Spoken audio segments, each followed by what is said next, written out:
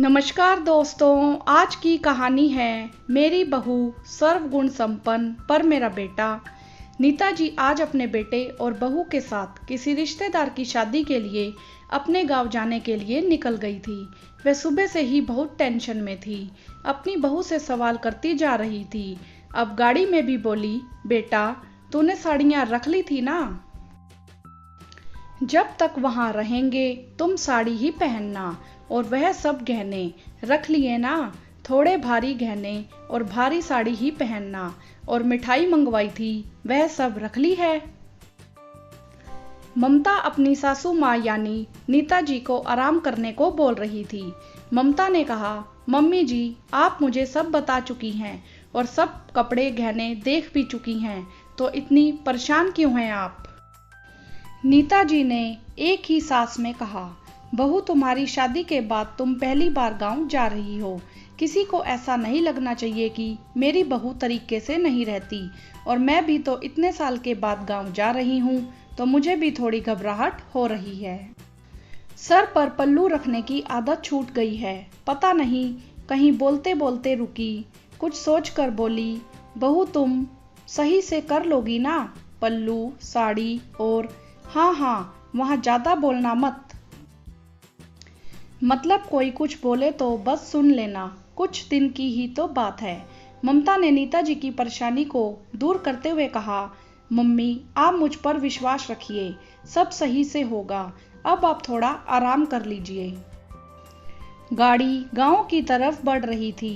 नीता जी ख्यालों में खो गई। जब उनकी शादी हुई थी, उन्होंने अपने पति के साथ गांव में गृह प्रवेश किया था। उन्हें सब राम सीता की जोड़ी बोलते थे। नीता जी सुनकर बहुत खुश होती थी। ख्यालों का कारवां बढ़ता गया। उन्हें याद आया, उसी घर में ही नीता जी के पति पैसा कमाने के लिए उन्हें अकेला छोड़कर कुछ महीनों के लिए विदेश गए थे।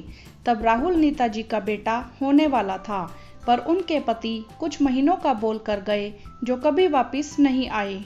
नीता जी का इंतजार बढ़ता गया। एक दिन खबर आई, वह विदेश में ही बस गए हैं, वह कभी नहीं लौटेंगे। नीता जी ने बहुत मुश्किलों का सामना करके अपने बेटे को पाला और अच्छे संस्कार देकर बड़ा किया।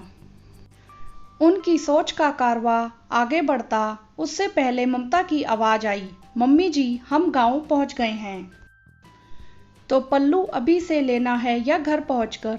नीता जी ख्यालों से बाहर आई। दोनों सास बहू ने पल्लू कर लिया और वह घर पहुंचे। सब अच्छा चल रहा था, फंक्शन अच्छे से जा रहे थे।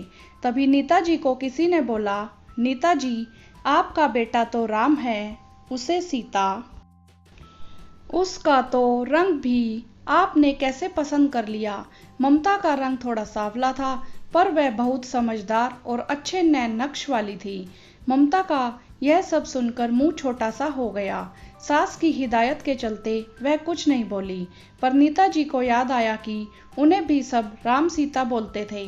पर क्या हुआ? वह बोली, मेरी बहू पार्वती है, मेरे बेटे के साथ कंधे से कंधा मिलाकर घर संभाल रही है।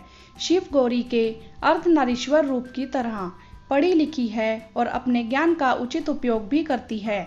शिक्षिका है तो ज्ञान बांटती भी है। मेरी बहू सरस्वती है और घर खर्च में मेरे बेटे का साथ देती है और फाइनेंस संबंधी निर्णय लेने में सक्षम है, तो वह देवी लक्ष्मी है। और हाँ, सीता भी है, खुद को अकेले संभाल सकती है, पर जरूरत पड़ने पर अपने परिवार को भी संभाल लेगी। पर मैं मेरे बेटे को पूरी तरह से राम नहीं बनने दूंगी। वह आदर्श राजा थे, मर्यादा पुरुषोत्तम थे, आदर्श भाई, आज्ञाकारी बेटे। पर पति, उन्होंने पत्नी को अकेला छोड़ दिया था जब वह मां बनने वाली थी।